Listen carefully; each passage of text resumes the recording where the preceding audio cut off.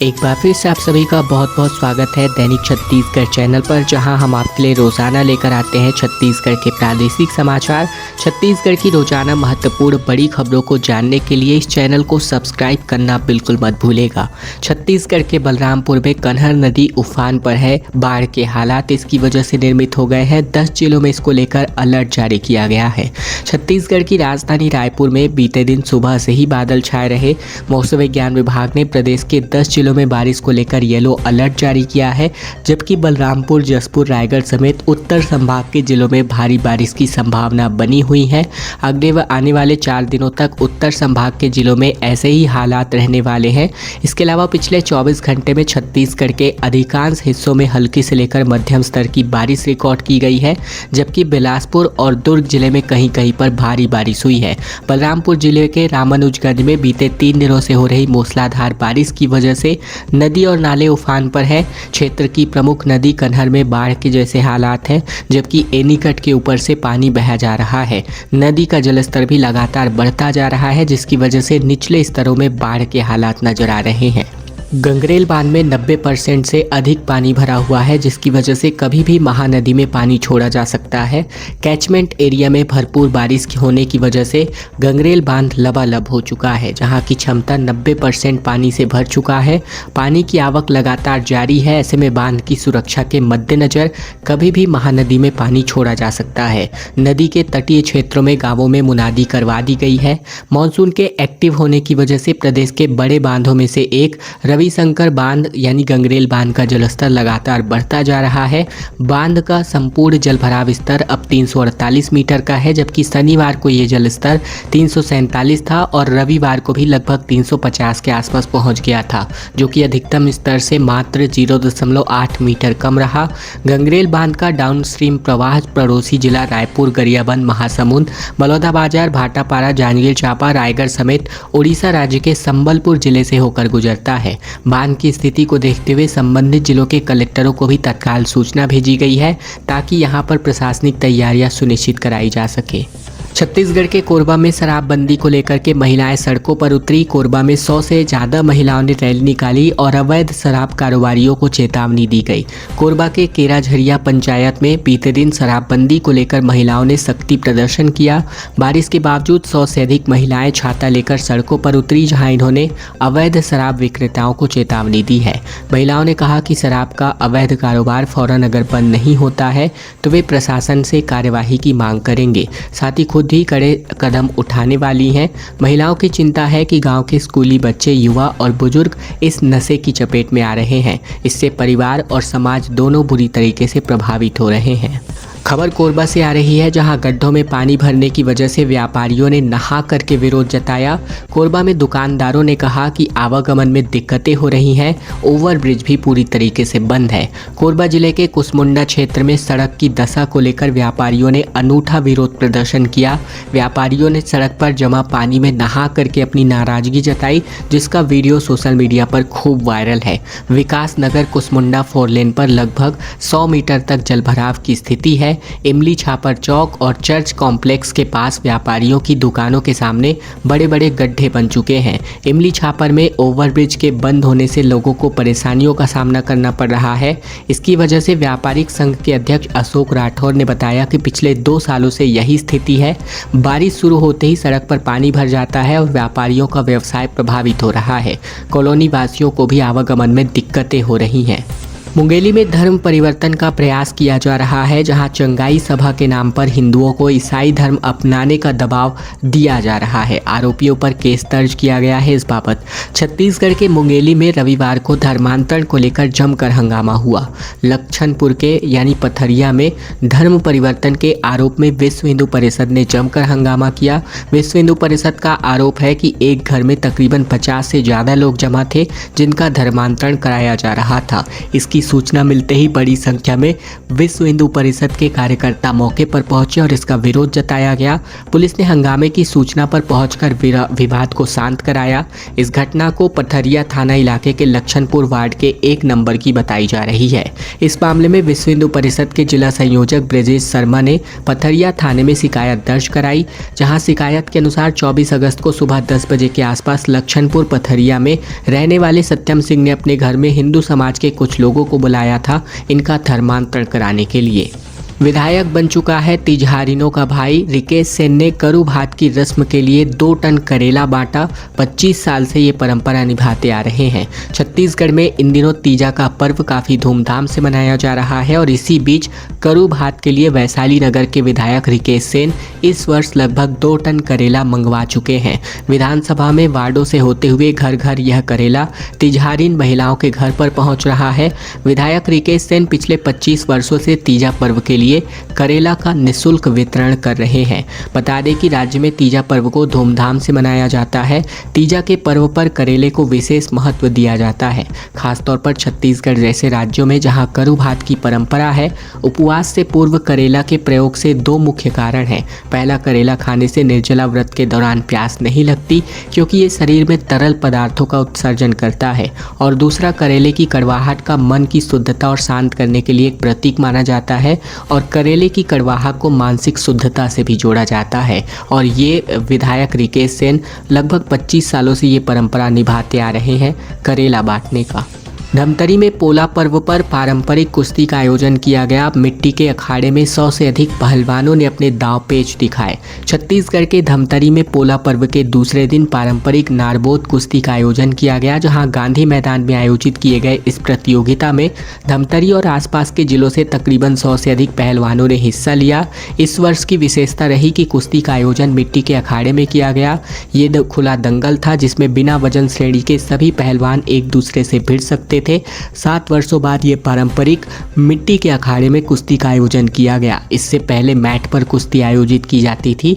यहाँ युवा कुश्ती खिलाड़ी संघ के सदस्यों ने बताया कि नारबोत पर्व पर कुश्ती का आयोजन पूर्वजों की परंपरा है। अखाड़ा संस्कृति को जीवंत रखने का ये प्रयास है। उन्होंने कहा कि अखाड़ा हनुमान मंदिर की तरह पवित्र स्थल है जहाँ नशे का सेवन पूर्णतः वर्जित है। इससे युवाओं को नशे में दूर रहने में काफ़ी मदद मिलती है। दुर्ग के लिए बड़ी खबर, जहां 3 दिन के अंतर्गत 255 वारंटी चोरों को पकड़ा गया। इसके अलावा 16 साल से फरार आरोपियों की गिरफ्तारी की गई। बता दें, छत्तीसगढ़ के दुर्ग पुलिस ने अपराधियों की विशेष पकड़ने के लिए अभियान चलाया, जहां 3 दिवसीय विशेष अभियान के अंतर्गत 255 वारंटी आरोपियों को गिरफ्तार किया गया, जिनमें 107 बेमियादी और 148 गिरफ्तारी वारंटी शामिल हैं। पुलिस ने थाना नेवई क्षेत्र में एक 16 साल पुराने मामले का फरार आरोपी भी पकड़ा है। 20 से लेकर 22 अगस्त तक चलाए गए इस अभियान में 31 विशेष टीमें बनाई गईं। इनमें तकरीबन 200 पुलिस अधिकारी और कर्मचारी शामिल थे। राजपत्रित अधिकारियों ने अभियान की विशेष निगरानी रखी। पुलिस प्रवक्ता पद्मश्री तंवर के अनुसार वारंटियों के संभावित ठिकानों पर दबिश दी गई। सभी पकड़े गए आरोपियों के फिंगरप्रिंट लिए गए और भविष्य में निगरानी के लिए डेटाबेस भी तैयार किया गया है। गिरफ्तार वारंटियों को अपराध से छोड़कर समाज की मुख्य धारा में लौटने की हिदायत दी गई।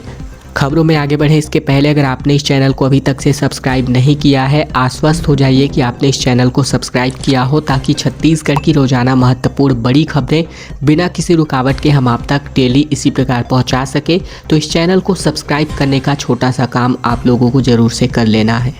मंत्री से मिलकर माने पटवारी, अब इन्होंने हड़ताल खत्म कर दी है, कार्यालय के लिए 1100 रुपये की स्वीकृति के साथ। दरअसल ऑनलाइन काम का बहिष्कार करके आंदोलन कर रहे प्रदेश भर के पटवारी विभाग से कारण बताओ नोटिस मिलने पर बैकफुट पर आ गए हैं और अपना आंदोलन इन्होंने खत्म कर दिया है। छत्तीसगढ़ राजस्व पटवारी संघ के प्रतिनिधि मंडल ने राजस्व मंत्री टंकराम वर्मा से बीते दिन मुलाकात की और अपना आंदोलन वापस लेने की जानकारी दी। इधर राजस्व मंत्री ने भी पटवारियों को पूर्व में की गई घोषणा के अनुसार प्रत्येक पटवारी कार्यालय के लिए 1100 रुपये की स्वीकृति प्रदान की और इसी के साथ ही मंत्री ने पटवारियों से उम्मीद जताई है कि वे भी अब अपनी जिम्मेदारी निभाते हुए राजस्व संबंधित कार्य काफ़ी तेजी से करेंगे। इन्होंने उस दौरान कहा कि जियो रेफरेंसिंग, एग्रीस्टेक, नामांतरण, बंटवारा और सीमांकन जैसे राजस्व संबंधित प्रकरणों के निराकरण में अब तेजी आएगी और पारदर्शिता के साथ यहाँ पर कार्य किया जा सकेगा। तालाब के बीचों बीच विराजेंगे गणपति, जहां 130 फीट लंबा अस्थायी सेतु तैयार कर लिया गया है। मां पाताल भैरवी के भी झांकी के दर्शन श्रद्धालु भक्त कर सकते हैं। 27 अगस्त से देश भर में गणेशोत्सव का कार्यक्रम शुरू होने जा रहा है। भक्त इसकी तैयारी में जुटे हुए हैं। धमतरी में इस बार भी गणेशोत्सव खास आयोजित होगा, जहाँ शहर के बनिया तालाब के बीचों बीच गणपति विराजित होने वाले हैं। इसकी तैयारी सत्यम गणेशोत्सव समिति ने पूरी कर ली है। 130 फीट लंबे अस्थायी सेतु का निर्माण किया गया है, जहां राजनांदगांव के प्रसिद्ध पाताल भैरवी मंदिर की झांकी यहां पर प्रस्तुत की जाएगी। गणेशोत्सव समिति के योगेश साहू, उमेश यादव, पंकज नाग, इसके अलावा भावेश सिन्हा ने बताया कि समिति के द्वारा पिछले 17 सालों से बनिया तालाब के अंदर बप्पा की मूर्ति विराजित की जा रही है। इस बार भी गणपति विराजित करने के लिए तालाब के अंदर लगभग 130 फीट का बांस के अस्थायी सेतु हेतु निर्माण किया गया है। इसमें चलकर भक्त बप्पा के यहाँ पर दर्शन कर सकते हैं। वायुसेना में अग्निवीर भर्ती रैली का ऐलान कर दिया गया है, जहां पुरुषों के लिए 27 अगस्त को इस रैली का आयोजन किया जाएगा। भारतीय वायुसेना में अग्निवीर भर्ती के लिए रैली का आयोजन किया जा रहा है। ओडिशा के बरीपाड़ा में पुरुष अभ्यर्थियों के लिए 27 अगस्त को और महिला अभ्यर्थियों के लिए 2 सितंबर को यह रैली आयोजित होगी। रैली में प्रवेश का समय सुबह 6 बजे से 10 बजे तक के लिए रखा गया है। आवेदकों की जन्मतिथि 1 जनवरी 2005 से 1 जुलाई 2008 के बीच होनी अनिवार्य है। अभ्यर्थी अधिक जानकारी के लिए अग्निपथ-vayu.cdac.nic.in पर या वेबसाइट पर जाकर देख सकते हैं। मेडिकल असिस्टेंट पद के लिए वायुसेना स्टेशन बैरकपुर पश्चिम बंगाल में भी ये रैली आयोजित होगी, जहां 12वीं बायोलॉजी के आवेदकों के लिए 30 अगस्त और डिप्लोमा बीएससी फार्मेसी के लिए 2 सितंबर को रैली आयोजित होने जा रही है। बायोलॉजी के आवेदकों की जन्मतिथि 1 जनवरी 2005 से 2009 के बीच होनी अनिवार्य कर दी गई है।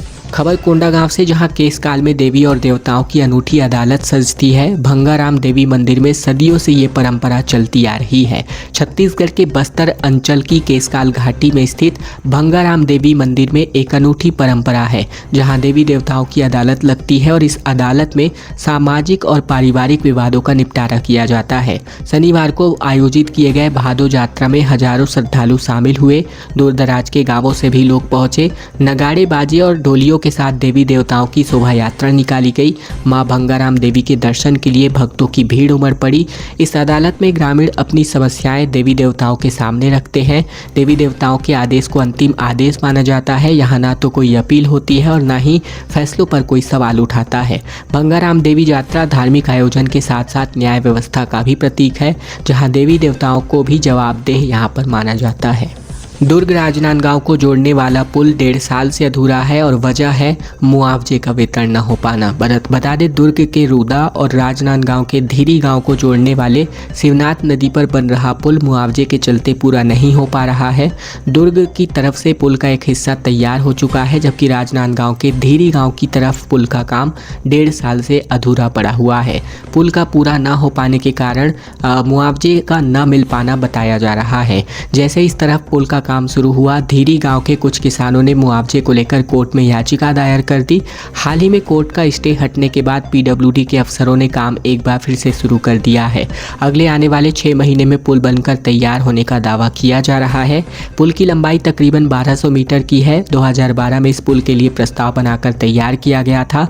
उस वक्त दुर्ग ग्रामीण के कांग्रेस की प्रतिमा चंद्राकर यहाँ पर विधायक थी। पुल का दूसरा हिस्सा राजनांदगांव विधानसभा में आता है।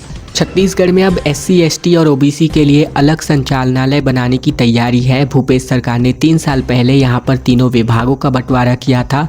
भाजपा सरकार में अब इनको मंत्री पद मिल चुके हैं। छत्तीसगढ़ गठन के 2.5 दशक के बाद अब जाकर राज्य सरकार ने अन्य पिछड़ा वर्ग यानी OBC और अल्पसंख्यक कल्याण मंत्री अलग से दिया है।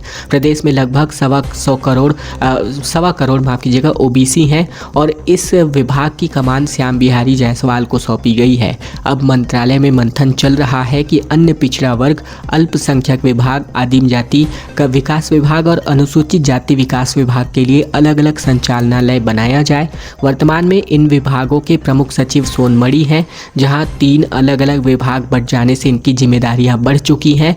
जानकारों का कहना है कि यदि 3 अलग अलग संचालनालय बनाए जाते हैं तो फाइलों के मूवमेंट, बजट आवंटन और स्टाफ बंटवारे में प्रारंभिक दिक्कतें होंगी। सरकार OBC वर्ग पर फोकस कर रही है। सबसे ज़्यादा शिकायत छात्रवृत्ति और जाति प्रमाण पत्र बनवाने को लेकर आती है।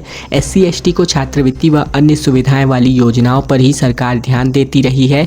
OBC वर्ग के एक जिम्मेदार का कहना है कि उनका समाज वर्ष 2020 से ही अलग मंत्रालय की करने की मांग कर रहा था और अब OBC विभाग श्याम बिहारी जायसवाल, अनुसूचित जाति विकास विभाग नए मंत्री गुरु खुशवंत साहेब और ट्राइबल विकास विभाग वरिष्ठ मंत्री रामविचार नेताम के पास यहां पर रहने वाला है। खेल अलंकरण के लिए नाम लगभग तय हो चुके हैं। 76 खिलाड़ियों को यहां पर सम्मान मिलने वाला है। सबसे ज़्यादा बिलासपुर के 22 खिलाड़ियों का नाम शामिल है। छत्तीसगढ़ में खेल एवं युवा कल्याण विभाग ने राज्य खेल अलंकरण के लिए पात्र खिलाड़ी और विभूतियों के नामों की अंतरिम सूची जारी कर दी है।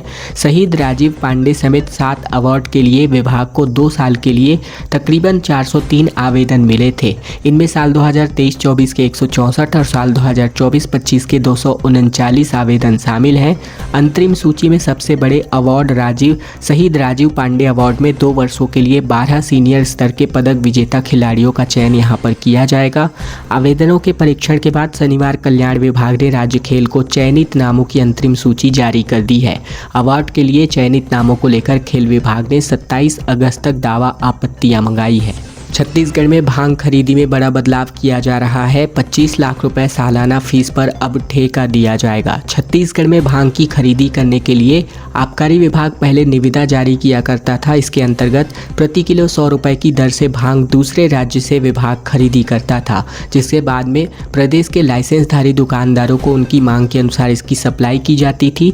ये सिस्टम सालों से चला आ रहा था, लेकिन अब इस सिस्टम में बदलाव किया गया है।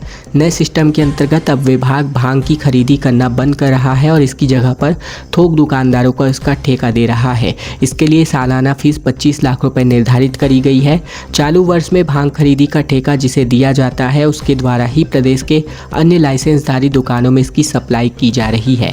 पहले दुकानों को 350 रुपए प्रति किलो की दर पर यह उपलब्ध कराया करता था विभाग, लेकिन अब शासकीय चिल्हर भांग विक्रेताओं को 350 रुपए किलो की दर से भांग उपलब्ध कराता था।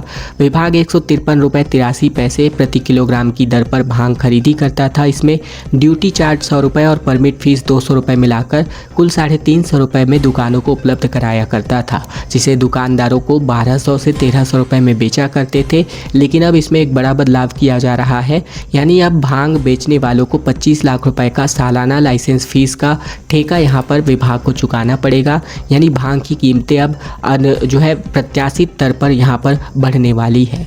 जापान में CM साय ने बुलेट ट्रेन पर सफ़र किया और इसका वीडियो साझा करके लिखा कि PM मोदी के नेतृत्व में जल्द ही भारत में ये दौड़ने वाली है। छत्तीसगढ़ के CM विष्णुदेव साय ने टोक्यो से ओसाका तक बुलेट ट्रेन में यात्रा करते नजर आए, जिसका वीडियो उन्होंने सोशल मीडिया अकाउंट X पर शेयर किया। CM श्री साय ने वीडियो साझा करके लिखा कि हाई स्पीड रेल क्षेत्र में जापान दुनिया का अग्रणी देश है। प्रधानमंत्री मोदी के नेतृत्व में भी भारत भी बुलेट ट्रेन परियोजना पर तेजी से कार्य कर रहा है। इसके साथ ही वंदे भारत ट्रेन आधुनिक भारत की नई पहचान बन चुकी है। श्री साय ने अपने जापान प्रवास के दौरान टोक्यो स्थित लिटिल इंडिया पहुंचकर महात्मा गांधी की प्रतिमा पर पुष्पांजलि अर्पित की और उन्हें इस बाबत नमन भी किया। रायगढ़ में अवैध रेत परिवहन पर 9 ट्रैक्टर जब्त किए गए। लगातार मिल रही शिकायतों के बाद यहां पर कार्यवाही को अंजाम दिया गया। छत्तीसगढ़ के रायगढ़ जिले में अवैध रेत परिवहन की शिकायत मिलने पर पूंजी पथरा पुलिस ने 9 ट्रैक्टरों को जब्त किया है, जिनमें पुलिस आगे की कार्यवाही कर रही है। ये मामला पूंजी पथरा थाना क्षेत्र का है। जानकारी के अनुसार पूंजी पथरा थाना प्रभारी राकेश मिश्रा को लगातार सूचना मिल रही थी कि सरायपाली क्षेत्र में अवैध रूप से रेत का परिवहन हो रहा है। शिकायत के बाद पुलिस ने जाँच करना शुरू किया, जहां सरायपाली बाजार चौक से पर लदे ट्रैक्टरों को रोक करके जांच की गई। जांच में 9 ऐसे ट्रैक्टर पकड़े गए जो कि बिना रॉयल्टी के रेत ले जा रहे थे। चालक से रेत से संबंधित दस्तावेज मांगे गए, लेकिन किसी के पास रॉयल्टी या फिर अन्य आवश्यक दस्तावेज कागजात नहीं थे। इस पर पुलिस ने सभी ट्रैक्टरों को जब्त करके थाने में सुपुर्द कर दिया है। मामले के अंतर्गत अब कार्यवाही की जा रही है। खनिज विभाग को भी इसकी सूचना दी गई है। खबरों का सिलसिला बस यही तक का था। अगर आपको यह वीडियो पसंद आया तो वीडियो को एक छोटा सा लाइक कर दीजिएगा। चैनल पर नए हैं तो चैनल को जरूर से सब्सक्राइब कर लीजिएगा, ताकि छत्तीसगढ़ की रोजाना महत्वपूर्ण बड़ी खबरें बिना किसी रुकावट के हम आप तक पहुंचा सकें।